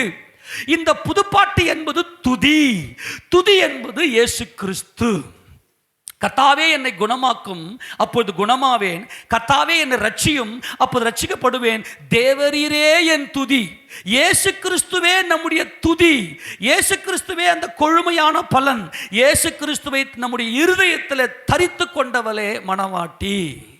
இந்த மணவாட்டி எப்படிப்பட்டவள்? அவள் புதுப்பாட்டை பாடுகிறாள். அவள் புதுப்பாட்டை பாடுகிறாள். அதரிசனமானவரை, இருந்தவர் நீரே, இருக்கிறவர் நீரே, வருகிறவரும் நீரே, எல்லா காலங்களுக்கும் அப்பாற்பட்டவர். காரணம் நீர் சாவாமை உள்ளவர். காரணம் தேவரீர், நீர் ஆவியாய் இருக்கிறீர். ஆமென். ஆவியா இருக்கிறவருக்கு மரணமில்லை. ஆமென் சொல்லுங்க பார்க்கலாம். அந்த தேவன் என்றென்றைக்கும் ஜீவிக்கிறார், அவர் நித்தியர் என்று அறிவை உடையவளே மணவாட்டி. அந்த புதுப்பாட்டை தான் தேவன் இங்கே மணவாட்டி சபை பாடுகிறாள். கிறிஸ்துவினுடைய நோக்கமே, இந்த பூமிக்கு வந்த நோக்கமே, தேவன் ஆவியா இருக்கிறார். பிதாவை தொழுது கொள்ளுகிறவர்கள் ஆவியோடும் உண்மையோடும் தொழுது கொள்ள வேண்டும் என்று சொல்லி ஒரு காஸ்பலை நமக்கு கொடுத்தார். அந்த காஸ்பல்ல பரிபூர்ணம் அடைந்தவள் தான் மணவாட்டி சபை. இந்த மணவாட்டி தான் என்ன செய்யறான்னா, இந்த பாட்டு இப்படி சொல்லிக்கொண்டே இருக்கிறாங்க. 9ஆம் வசனம் வாசிக்கும் போது, மேலும் சிங்காசனத்தில் வீற்றிருந்து சதா காலங்களிலும் உயிரோடு. இதுதான் இப்ப இங்க கான்செப்ட் என்ன? சதா காலங்களிலும் சொல்லுங்க, சதா காலங்களிலும். அந்த துதி, அந்த புதுப்பாட்டின் நோக்கம் என்ன? என் தேவன் சதா காலமும் இருக்கிறார். ஆனால் உலகம் எப்படிப்பட்டது? அது உண்டாக்கப்பட்டது, அது கண்ணிலே காணக்கூடியது. எல்லாவற்றையும் உண்டாக்கினவர் சதா காலம். அதுதான் புதுப்பாட்டு. என் தேவன் நித்தியமும் அழிவில்லாமையும் அதரிசனமானவர். என் குமாரனாகிய இயேசு கிறிஸ்து அதரிசனமான தேவனுடைய தற்சொரூபம். அவர் சர்வ சிருஷ்டிக்கும் முந்தின பேரு. ஒரு பொருள் சிருஷ்டிக்கப்படுமே ஆனால் அதுக்கு ஆரம்பம் உண்டு. அப்ப ஆரம்பம்னு ஒன்று இருந்துச்சு, அதுக்கு முடிவு ஒன்று இருக்கும். ஆனால் என் தேவன் சதா காலமும் இருக்கிறவர். இந்த புதுப்பாட்டை பாடுகிறவளே மணவாட்டி. ஆமெனா. சதா காலம் இருந்தவரும் இருக்கிறவரும் வருகிறவரும் ஆகிய சர்வ வல்லமையுள்ள தேவனாகிய கர்த்தர் பரிசுத்தர், பரிசுத்தர், பரிசுத்தர், பரிசுத்தர். அவரே சகலத்தையும் சிருஷ்டித்தவர், அவரே சகலத்தையும் சிருஷ்டித்தவர் என்று சொல்லி அவருக்கு புதுப்பாட்டை பாடினார்கள். தொடர்ந்து வாசிக்கும் போது, சிங்காசனத்தில் வீற்றிருந்து சதா காலம் உயிரோடு இருக்கிறவருக்கு அந்த ஜீவன்கள் மகிமையும் கனத்தையும் ஸ்தோத்திரத்தையும் செலுத்தும் போது 24 மூப்பர்களும் சிங்காசனத்தில் வீற்றிருக்கிறவருக்கு முன்பாக வணக்கமாய் விழுந்து சதா காலங்களிலும் உயிரோடு இருக்கிறவரை தொழுது கொண்டு. மறுபடியும் பாருங்க, சதா காலமும் உயிரோடு இருக்கிறவரை தொழுது கொண்டு. அப்ப 4 ஜீவன்களும் 24 மூப்பர்களும் புதிய ஏற்பாட்டு மணவாட்டி சபையை பிரதிநிதித்துவப்படுத்துகிறார்கள். இவர்கள் அதை பிரதிபலிக்கிறார்கள். ஆமெனா. தொடர்ந்து வாசிக்கும் போது, தங்கள் கிரீடங்களை சிங்காசனத்துக்கு முன்பாக வைத்து கர்த்தாவே தேவரீர் மகிமையும் கனத்தையும் வல்லமையும் பெற்றுக்கொள்ளுகிறதற்கு பாத்திரராய் இருக்கிறீர். நீரே சகலத்தையும் சிருஷ்டித்தீர், உம்முடைய சித்தத்தினாலே அவைகள் உண்டாயிருக்கிறவைகளும் சிருஷ்டிக்கப்பட்டவைகளுமாய் இருக்கிறது என்றார்கள். ஆக இந்த தொழுது கொண்டார்கள். பிதாவை தொழுது கொள்ளுகிறவர்கள் ஆவியோடும் உண்மையோடும் தொழுது கொள்ள வேண்டும். இந்த தொழுது கொண்டவர்கள் தான் மணவாட்டி. இவங்க தான் அதரிசனமா இருக்கிறவருக்கு பாடல் பாடுகிறார்கள். அந்த பாட்டு புது பாட்டு, அது ஜெயங்கொண்ட பாட்டு. ஆமென். கர்த்தருடைய பட்டயம் கிதியோனுடைய பட்டயம் என்று சொல்லி அவருடைய ஜெயத்தை என்னுடையது என்று கொண்டாடுகிறவளே மணவாட்டி. என் மணவாளன் எனக்காக கிரயம் செலுத்தினார் என்று சொல்லி பிதாவாகிய தேவனை மகிமைப்படுத்துகிறாள். ராஜ்யமும் வல்லமையும் மகிமையும் என்றென்றைக்கு யாருடையவைகள்? தேவனுடையவைகள். இப்போ இந்த சீன் உங்களுக்கு நல்லா புரிஞ்சுக்கணும். ஆக 4வது அதிகாரத்தில் சபை மேலே போனதுமே, மணவாட்டி மேலே போனதுமே, இஸ்ரவேலர்கள் அந்த 7 வருஷம் பெண்டிங் இருக்கிற அந்த கடைசி ஒரு வாரம் 7 வருஷம் ஸ்டார்ட் ஆகுது. ஏன்னா தேவன் ஆபிரகாமுக்கு கொடுத்த வாக்குத்தத்தத்தை நிறைவேற்றும்படியாய் இஸ்ரவேல் கோத்திரத்தில் 12 கோத்திரத்திலையும் ஒவ்வொரு கோத்திரத்துக்கும் 12,000 பேரை தெரிந்து கொண்டு அவர்களை முத்திரை போட்டு அவர்களை தேவன் ரட்சிக்கிறார். அவர்கள் கிறிஸ்து இயேசுவை தங்கள் ரட்சகராக ஏற்றுக்கொள்கிறார்கள். அந்தி கிறிஸ்து அவர்களை சாகடிக்கிறான். அவர்கள் தான் அந்த 3 வருஷம் முடிஞ்சதும் உயிரோடு எழுந்து சியோன் மலையில் நிற்கிறாங்க. மலை அங்க பரலோகத்துக்கு சியோன் மலைக்கு சியோன் மலைக்கு போய்விட்ட அந்த மணவாட்டி சபையார் மேலே இருந்து கொண்டு சியோன் மலையில நிற்கிற இந்த 1,44,000 பேருக்கு பிதாவாகிய தேவனுடைய மகிமையும் குமாரனாகிய இயேசு கிறிஸ்துடைய ஜெயத்தையும் சொல்லி பாடி அவர்களுக்கு இந்த பாட்டை அவர்களுக்கு கற்றுக் கொடுக்கிறார்கள். இவர்கள் கற்றுக்கொள்ளுகிறார்கள். அதான் முக்கியம். ஆமென் சொல்லுங்க பார்க்கலாம். இந்த புதிய ஏற்பட்ட சபை ஏற்கனவே சியோனுக்கு வந்துவிட்டோம். ஏனென்றால் சியோனின் ராஜன் என் ராஜன். நான் என்னுடைய ராஜாவை சியோன் பர்வதத்தில் அவருக்கு என்ன பண்ணியிருக்கிறேன்? நான் என்னுடைய ராஜாவாகிய என்னுடைய பரிசுத்த பர்வதமாகிய சியோன் மீதிலே என்னுடைய ராஜாவை நான் அபிஷேகம் பண்ணி வைத்தேன். அப்போ சியோனிலே அபிஷேகம் பண்ணப்பட்ட இயேசு கிறிஸ்துவிய ரட்சகர் என்று ஏற்றுக்கொண்டவளே சியோனிலே வாசமாக இருக்கிறவள். ஆமெனா. ஆக புதிய ஏற்பட்ட சபை சியோன். ஆமெனா. இது எபிரேயர் 12ஆம் அதிகாரம் 22 வாசிங்க பார்க்கலாம். எபிரேயர் 12:22 வாசிங்க. நீங்களோ சியோன் மலை எங்க வந்துட்டோம்? சொல்லுங்க, எங்க வந்துட்டோம்? இந்த சியோன் மலை என்பது எழுத்தின்படியானதால் எழுத்து கொள்ளுகிறது, ஆவியே உயிர்ப்பிக்கிறது. ஆக வருகையில் எடுத்துக்கொள்ளப்பட்டது இந்த சியோன், இந்த எருசலேம். இவங்க தான் பரம எருசலேம். இவங்க வருகைக்கு போயிட்டாங்க. நீங்களோ சியோன் மலையிடத்திற்கும் ஜீவனுள்ள தேவனுடைய நகரமாகிய பரம எருசலேம் எடுத்திருக்கும். ஆனா இன்னைக்கு இருக்கிற இஸ்ரவேலர்கள் எந்த எருசலேம், எந்த சியோன்ல இருக்கிறாங்க? எழுத்தின்படியான இன்னைக்கு பெஞ்சமின் நெதன்யாகு ஆட்சி செய்து கொண்டிருக்கிற அந்த எருசலேமுக்கும் அந்த சியோனுக்கும் அவர்கள் சண்டை போட்டுக்கிறாங்க. ஆனால் நாமோ அந்த மகிமையின் எருசலேமுக்கும் சியோனுக்கும் பங்குள்ளராகும்படி இந்த மாம்சத்தோட யுத்தம் பண்ணி கொண்டிருக்கிறோம். அல்லேலூயா. அவர்கள் பாலஸ்தீனர்களோட கூட இஸ்லாமியர்களோடு கூட அரபு தேசத்தோடு கூட யுத்தம் பண்ணி கொண்டிருக்கிறார்கள் எழுத்தின்படியான இந்த சியோன் எருசலேமை சுதந்திரிப்பதற்கு. ஆனால் மணவாட்டியோ இந்த மகிமையின் எருசலேம், பரம எருசலேம், அந்த சியோனை சுதந்திரிப்பதற்காக மாம்சத்தோட யுத்தம் பண்ணுகிறாள். ஏனென்றால் என் தேவன் ஆவியாயிருக்கிறார். ஆமென். இந்த புண்ணியங்களை அறிவிக்கும்படிக்கு கிறிஸ்து உலகத்தில் வெளிப்பட்டார். நீங்களோ சியோன் மலையிடத்திற்கும் ஜீவனுள்ள தேவனுடைய நகரமாகிய பரம எருசலேம் இடத்திற்கும் 1000-10,000 தேவ தூதர்கள் இடத்திற்கும் பரலோகத்தில் பேர் எதிர்க்கிற முதற் பேரானவர்களின் சர்வ சங்கமாக சபை. ஆமென் சொல்லுங்க. இது முழுக்க முழுக்க ஆவிக்குரிய சம்பவம். நீங்களோ பரலோகத்தில் பேர் எதிர்க்கிற முதற் பேரான, சொல்லுங்க என்ன பேரு? முதற் பலன். அவ்வளவுதான். இந்த கான்செப்ட் தான் பேசி கொண்டிருக்கிறோம். ஆமெனா. முதற் பலன். ஆக தேவன் கண்டெடுத்த தம்முடைய சிருஷ்டிகளில் முதற் பலன், அந்த கொழுமையான பலன் யாரு? நாமளே. அல்லேலூயா. ஏனென்றால் கிறிஸ்து இயேசுவை நம்முடைய இருதயத்தில் தரித்து கொண்டிருக்கிறோம். நான் ஒரு பாவி ஆண்டவரே அப்படின்னு சொல்லி நம்முடைய இருதயத்திலே தரித்து கொண்டிருக்கிறோம். அப்ப சர்வ சங்கமாகிய சபையினிடத்திற்கும் பரலோகத்தில் பேர் எதிர்க்கிற முதற் பேரான சர்வ சங்கமாகிய சபையினத்திற்கும் யாவருக்கும் நியாயாதிபதியாக தேவனிடத்திற்கும் பூர்ணராக்கப்பட்ட நீதிமானுடைய ஆவிகளிடத்திற்கும் புது உடன்படிக்கையின் மத்தியஸ்தராகிய இயேசுவினிடத்திற்கும் ஆபேலுடைய ரத்தம் பேசினதை பார்க்கிலும் நன்மையான பேசுகிற ரத்தமாகிய தெளிக்கப்படும் ரத்தத்துக்கு வந்து சேர்ந்தீர்கள். நாம சியோனுக்கு வந்துட்டோம். புதிய ஏற்பட்ட சபையில சியோனிலே வாசமாக இருக்கிற இயேசு கிறிஸ்துவை விசுவாசிக்கிற அத்தனை பேரும் சியோனுக்கு வந்து விட்டோம். புதிய ஏற்பட்ட சபை தான் சியோன் எருசலேம். இவர்கள் ஜெயங்கொண்டவர்களாக வருகையில் எடுத்துக்கொள்ளப்பட்டு விட்டார்கள். இவர்கள் கர்த்தருக்கு தேவனுக்கு புதுப்பாட்டை பாடினவர்கள்.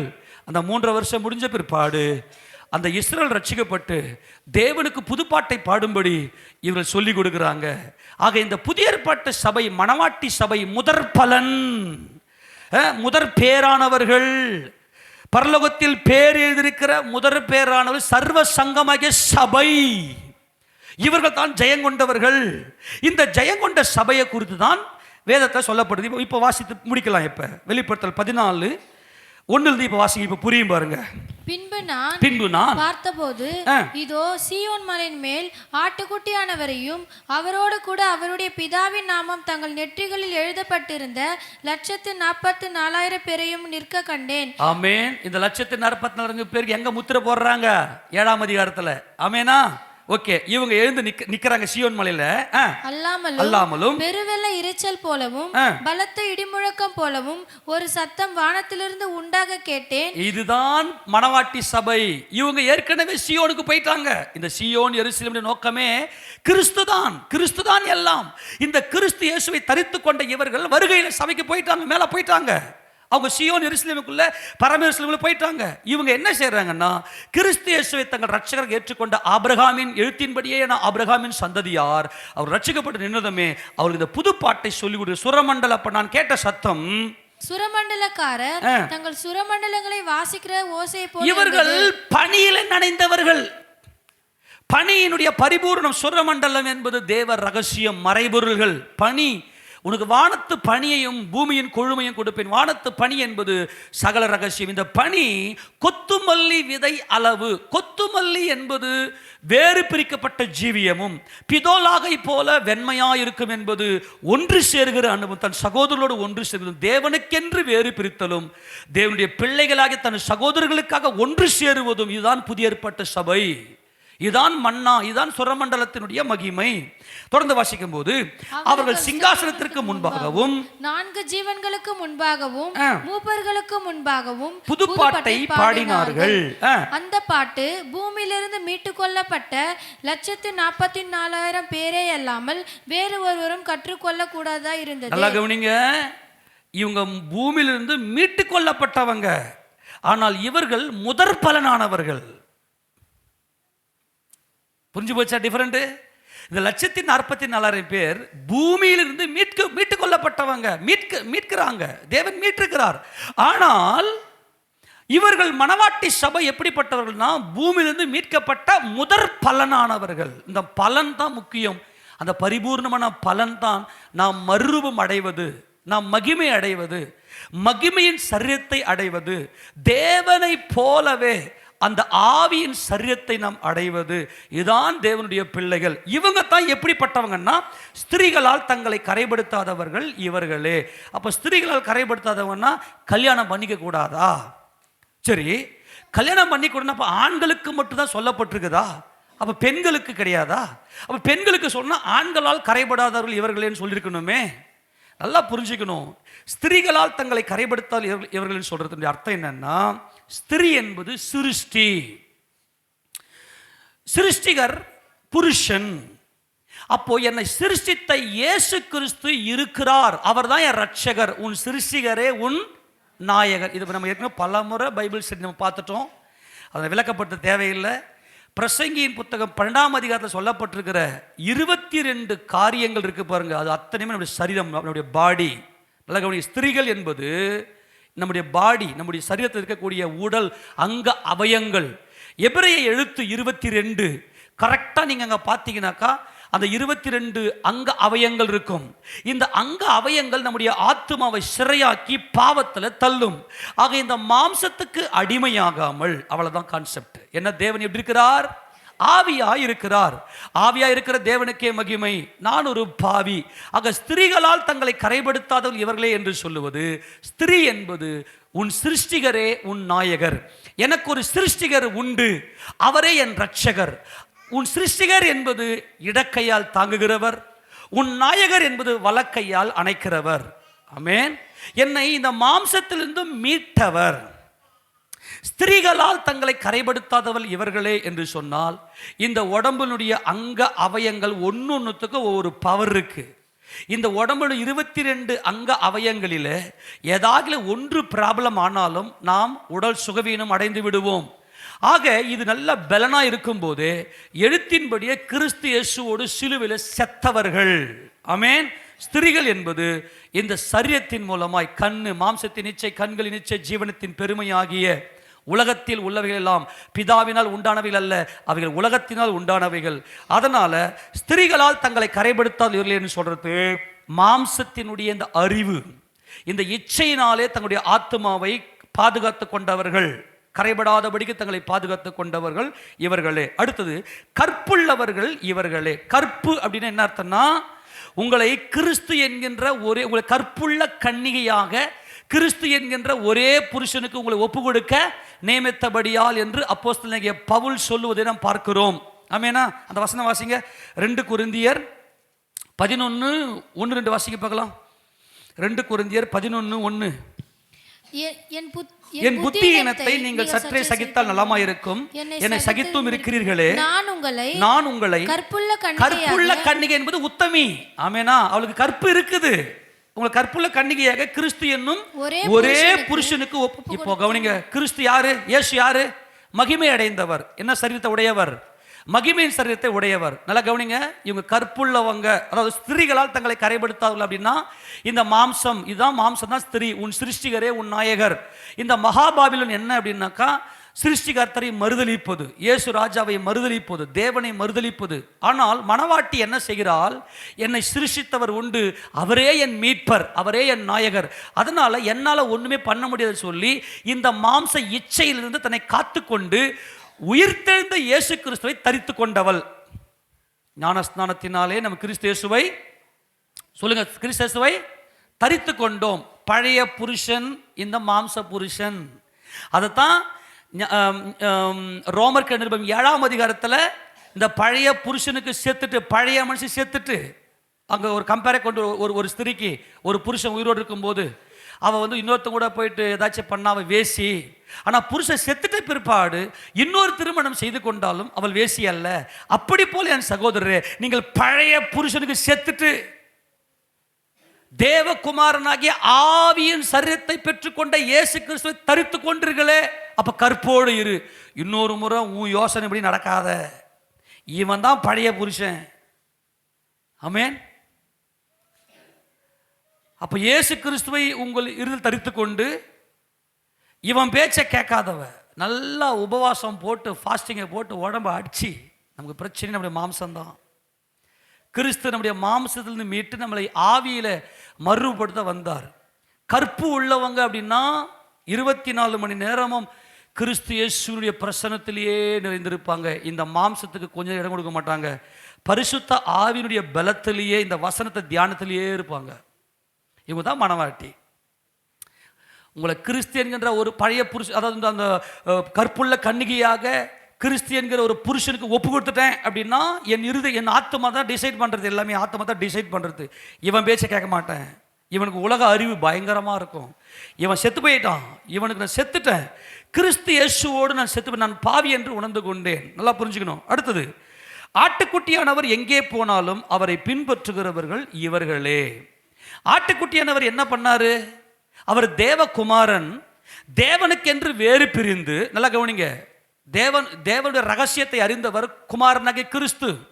அவர் தேவனுக்கென்று வேறு பிரிஞ்சுட்டு தேவனுக்கென்று தேவனுடைய பிள்ளைகளோடு சேர்ந்திருந்தார். இந்த வேறு பிரித்தலும் ஒன்று சேருதலும், தேவனுக்கென்று வேறு பிரிஞ்சு தேவனுக்கென்று தன்னுடைய சகோதரோடு ஒன்று சேருவதும், இதுதான் ஆட்டுக்குட்டியான இருந்த பூமியில வாழ்ந்த வாழ்க்கை. கர்த்தருக்கென்று வேறு பிரிக்கப்பட்ட ஜீவியம் நமக்குள் இருக்க வேண்டும். உலகத்துக்கும் உலகத்தில் இருக்க உள்ளவைகளிலும் நீங்கள் அன்பு கூறாதிருங்கள். ஒருவன் உலகத்தில் அன்பு கூர்ந்தால் அவர்கள் பிதாவின் அன்பில்லை. அப்ப பிதாவின் அன்பு இருக்கிறது என்பது ஆட்டுக்குட்டியானவர் எங்கே போனாலும். ஆட்டுக்குட்டியானவர் அப்படின்னா பலியானார். ஆட்டுக்குட்டின்னு ஏன் சொல்றாருன்னா, ஆட்டுக்குட்டி பலியாகும். ஆட்டுக்குட்டி பலியானார். எப்படி? ஆண்டவரே, அவர் பூமியில வாழ்ந்த நாட்களிலே, இயேசுவே உம்முடைய சகோதரரும் உம்முடைய தாயாரும் வந்திருக்கிறார்கள் அப்படின்னு சொன்னதும், என் தாயார் யார், என் சகோதரர் யார்? என் பிதாவின் சித்தத்தின்படி செய்கிறவர்களே எனக்கு தாயும் எனக்கு சகோதரரும் இருக்கிறாங்க. நல்லா கவனிக்கணும். எனக்கு தாய் இல்லை, எனக்கு சகோதரர் இல்லைன்னு சொல்லலை. என் பிதாவின் சித்தம் அதுதான். ஆட்டுக்குட்டியானவர் எங்கே போனாலும் ஆட்டுக்குட்டியானவர் எப்படி வாழ்ந்தாரோ அதே போல வேறு பிரிக்கப்பட்ட ஜீவியமும் முதலாவது தேவ அன்பும் தேவனுக்குள் மனித அன்பும். எல்லாரும் சொல்லாமா? முதலாவது தேவ அன்பும் தேவனுக்குள் மனித அன்பும். இதுதான் ஆட்டுக்குட்டியானவர் எங்கே போனாலும் அவரை பின்பற்றுகிற அனுபவம். அது கூட வசந்த காட்டமா எத்து வாசிங்க பார்க்கலாம். மத்தேயு சுவிசேஷ புத்தகம் திருப்பிக் கொள்ளுங்க. மத்தேயு சுவிசேஷ புத்தகம் எந்த அதிகாரம்? 12ஆம் அதிகாரமா? 12ஆம் அதிகாரம். 12ஆம் அதிகாரத்தில் எங்கிருந்து வாசிக்கணும் தெரியுமா? 46 வாசிங்க பார்க்கலாம் வேகமா. இப்படி அவர் ஜனங்களோடு பேசுகையில் அவருடைய தாயாரும் சகோதரரும் அவரிடத்தில் பேச வேண்டும் என்று வெளியே நின்றார்கள். அப்பொழுது ஒருவன் அவரை நோக்கி, உம்முடைய தாயாரும் உம்முடைய சகோதரனும் உம்முடனே பேச வேண்டும் என்று வெளியே நிற்கிறார்கள் என்றான். தம்மிடத்தில் இப்படி சொன்னவனுக்கு அவன் பிரதியுத்தரமாக, என் தாயார் யார், என் சகோதரர் யார் என்று சொல்லி தம்முடைய கையை தமது சீஷர்களுக்கு நேரே நீட்டி, இதோ என் தாயும் என் சகோதரரும் இவர்களே, பரலோகத்தில் இருக்கிற என் பிதாவின் சித்தத்தின்படி செய்கிறவன் எவனோ அவனே எனக்கு சகோதரனும் சகோதரியும் தாயுமாய் இருக்கிறான். நல்ல அன்பின் தேவன் நம் தேவன். அல்லேலூயா. அவர் அன்பே உருவான கர்த்தர். அவர் என்ன சொல்றாருன்னா, மாம்சத்துக்கு பெருமை கிடையாது. என் அம்மான்னு சொல்றது உனக்கு பெருமை, என் அப்பான்னு சொல்றது உனக்கு பெருமை, என் சகோதரன் சொல்றது உனக்கு பெருமை, என் வீட்டுக்காரன் சொல்றது உனக்கு பெருமை.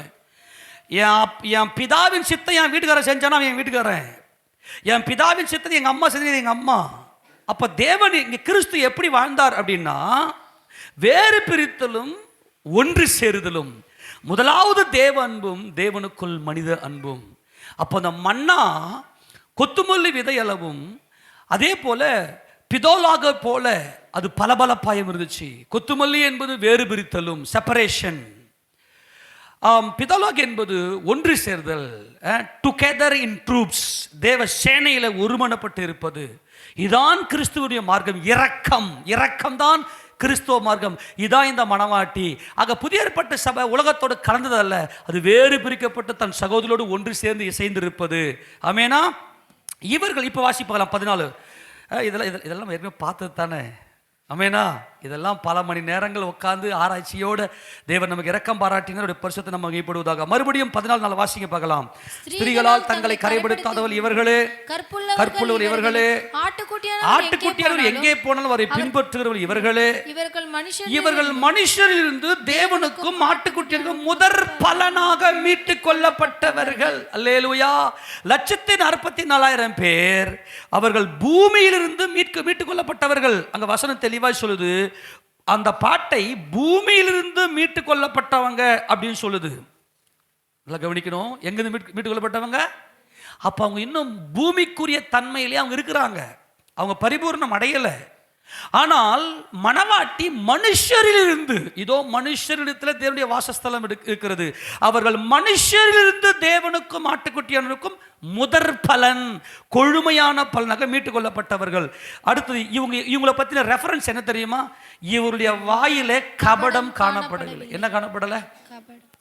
இவங்க எப்படி மீட்கப்பட்டாங்க தெரியுமா? கபடுன்னு தெரியுமா? எல்லாம் கவனிங்க. வாசித்து முடியாது 5ஆம் வசனம். இவருடைய வாயில கபடம் காணப்படவில்லை, இவர்கள் தேவனுடைய சிங்காசனத்துக்கு முன்பாக மாசில்லாதவர்களா இருக்கிறார்கள். ரெண்டு காரியம். இந்த மனவாட்டிக்கான ஒரு தகுதியில் இவங்க எப்படி தங்கள் தயார்படுத்தினாங்க தெரியுமா? கபடு செய்யல. என்ன செய்யல?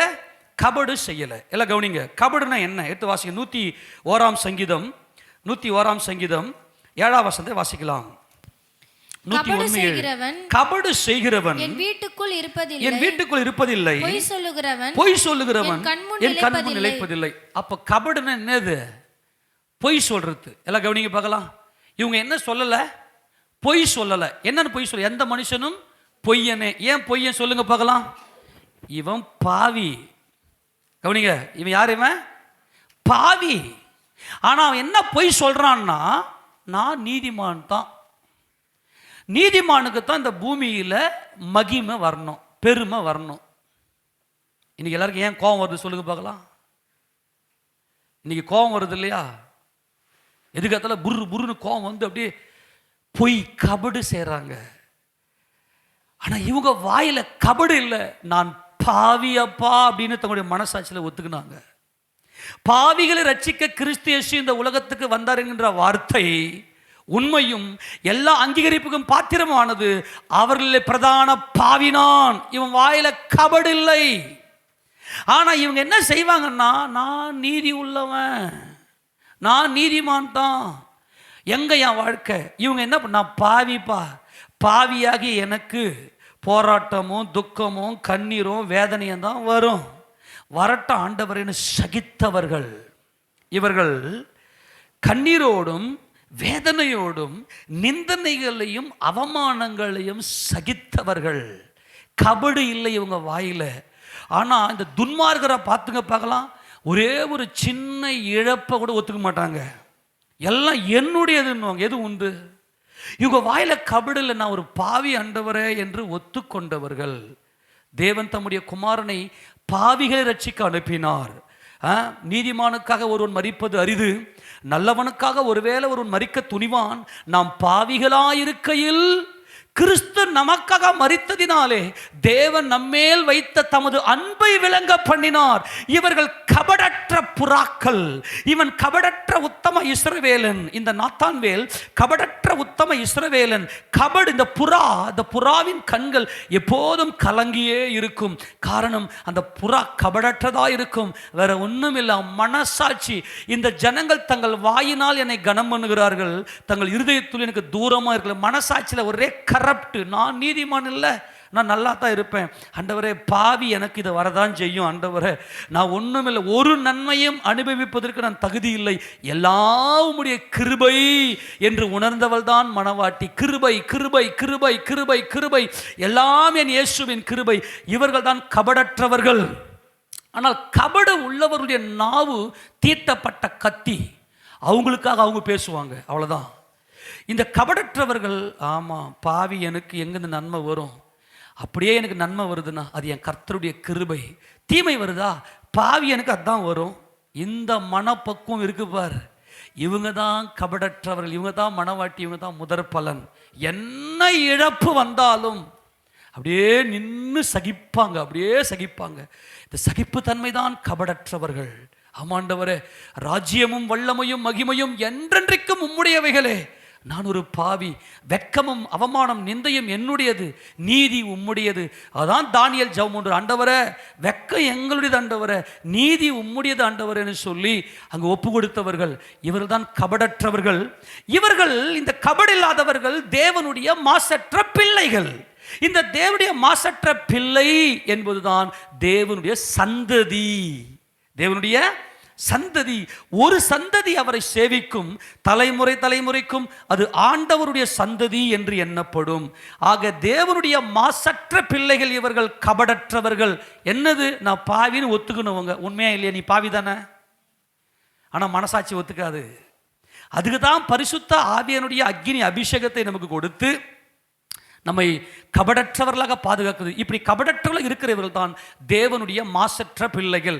அவர்கள் கிறிஸ்து இயேசுவின் ரத்தத்தினாலே கழுவப்பட்டு பூர்ணமாக்கப்பட்டு தெளிக்கப்படும் ரத்தத்தினாலே அவர்கள் பூர்ணமாக்கப்பட்டவர்கள். இந்த மாசற்ற பிள்ளைகள் என்பதை பிலிப்பியர் 2ஆம் அதிகாரத்தில் யார் இந்த மாசற்ற பிள்ளைகள் என்பதை காண்பிக்கிறார். எடுத்து வாசிக்க பார்க்கலாம். பிலிப்பியர் 2ஆவது அதிகாரம், பிலிப்பியர் 2ஆவது அதிகாரத்தில் அதில் 15 வாசிக்க பார்க்கலாம். கோணலும் மாறுபாடுமான சந்ததி. கவனிங்க, இந்த சந்ததி எப்படிப்பட்ட சந்ததி? அது கோணலும் மாறுபாடுமான சந்ததி. நான் நீதி உள்ளவன், நான் நீதிமான் அப்படின்னு சொல்லி ஏமாத்துற பொய்யின் சந்ததி. இவர்கள் பொய்யர்கள்.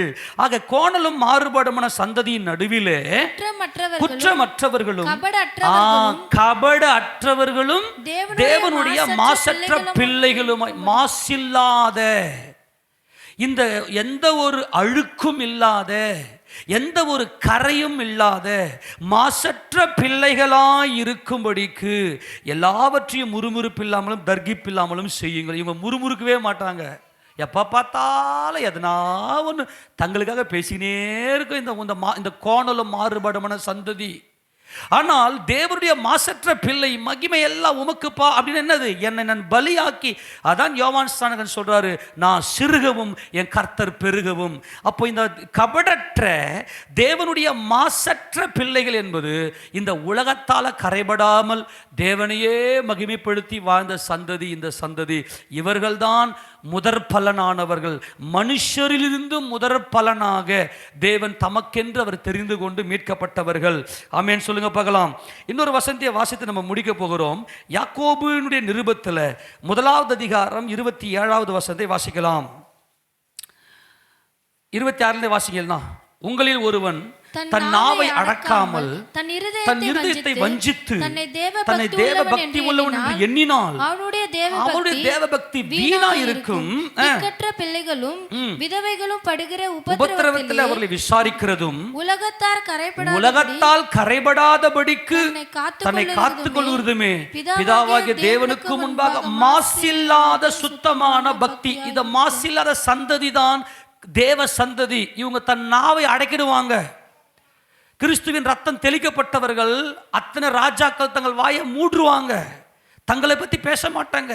தங்கள் சரீரத்தை குறித்து எந்த ஒரு காரியமும் மேன்மையும் மேட்டிமையும் உள்ளே வராது. நான் என் புடவையை பார்த்தியா, என்னுடைய நகைகளை பார்த்தியா, என்னுடைய சொத்தை பார்த்தியா, இந்த பூமிக்குரிய எந்த ஒரு காரியம் இல்லாமல் இந்த சரீரத்தை பலியாக ஒப்பு கொடுத்து தேவனை மகிமைப்படுத்தின மாசில்லாத என்பது தேவனுடைய சந்ததி. இவர்கள் புறாக்களை போல கபடற்றவர்களாக இருக்கிறார்கள். இவர்கள் தான் ஸ்திரீகளால் கரைபடாமல் கற்புள்ளவர்களாக ஆட்டுக்குட்டியான எங்கே போனாலும் அவரை பின்பற்றின புதிய ஏற்பாட்டு சபை. ஆக இந்த சபையார் தான் மனுஷரிலிருந்து முதற் பலனாக மீட்டு கொள்ளப்பட்டவர்கள். பூமியிலிருந்து மீட்டு கொள்ளப்பட்ட, பூமியிலிருந்து முதற் பலனாக மீட்டு கொள்ளப்பட்ட அந்த 1,44,000 பேருக்கு புதுப்பாட்டை கற்றுக் கொடுக்கிறார்கள். கரங்கள் சொல்லாமா? எவ்வளோ பெரிய மகிமையான வாழ்க்கையை தேவன் நமக்கு கொடுத்திருக்கிறார். அவருடைய பரிசுத்த நாமம் என்றென்றைக்கு மகிமைப்படுவதாக. வாசித்து முடிக்கலாம். வெளிப்படுத்தின விசேஷம் அந்த 14ஆம் அதிகாரம் 4-5 வசனம் வாசித்து முடிக்கலாம். ஸ்திரீகளால் தங்களை கரைப்படுத்தாதவர்கள் இவர்களே, கற்புள்ளவர்கள் இவர்களே, ஆட்டுக்குட்டியானவர் எங்கே போனாலும் அவரை பின்பற்றுகிறவர்கள் இவர்களே. இவர்கள் மனுஷரிலிருந்து தேவனுக்கும் ஆட்டுக்குட்டியானவருக்கும் முதற் பலனாக மீட்டுக் கொள்ளப்பட்டவர்கள். இவருடைய வாயிலே கபடம் காணப்படவில்லை. இவர்கள் தேவனுடைய சிங்காசனத்துக்கு முன்பாக மாசில்லாதவர்களாய் இருக்கிறார்கள். ஆமென் சொல்லுங்க பார்க்கலாம். தேவனுடைய சிங்காசனத்துக்கு முன்பதாக அவருடைய சந்ததிகளாக தேவனை முகமுகமாய் தரிசிக்கிறார்கள். கரங்களை ஆமென் சொல்லுங்க. தேவனை முகமுகமாய் தரிசிக்கிறார்கள். அந்த முகமுகமாய் தரிசிக்கிற அந்த சந்ததி தான் புதிய ஏற்பாட்டு மணவாட்டி சபை. அவர்தான் கொழுமையான பலன். ஆமெனா? அவர்தான் முதற் பலன், அவர்தான் முதற் பேரானவர்கள். அவர்களை தான் பிதாவாகிய தேவன் உலக தோற்றத்துக்கு முன்பதாகவே அவர் முன்குறித்து அவருடைய ரட்சிப்புக்காக இந்த ஒரு திட்டத்தை அவர் தீட்டினார். கர்த்தருடைய பரிசுத்த நாமம் மகிமைப்படுவதாக. கர்த்தராகிய இயேசு கிறிஸ்து என்றென்றைக்கும் துதிக்கப்படுவாராக. நம்மள முழங்கால் படியிட்டு, பரமபிதாவே எங்களை முதற் பலன்களாய் மீட்டுக்கொண்ட உடைய கிருபைகளுக்கு